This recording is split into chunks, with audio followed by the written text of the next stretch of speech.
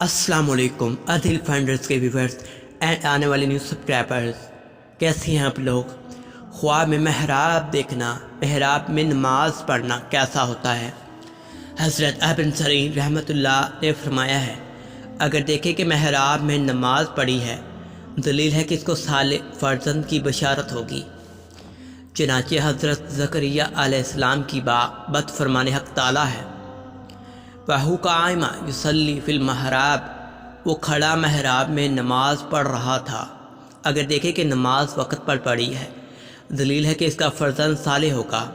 اور اگر دیکھے کہ محراب میں بیٹھا ہے، دلیل ہے کہ نماز میں سستی کرے گا۔ حضرت ابراہیم کرمانی رحمۃ اللہ نے فرمایا ہے، اگر دیکھے کہ اس نے محراب کی عمارت بنائی ہے، دلیل ہے کہ اس کا فرزند عالم اور دانا ہوگا۔ اور بعض اہل تفسیر کہتے ہیں کہ اپنا مال خرچ کرے گا۔ حضرت جعفر صادق علیہ السلام نے فرمایا ہے کہ خواب میں محراب کا دیکھنا 5 وجہ پر ہے: امام، بادشاہ، قاضی، کوتوال اور لوگوں کا علم پیچی کا ہوتے ہیں۔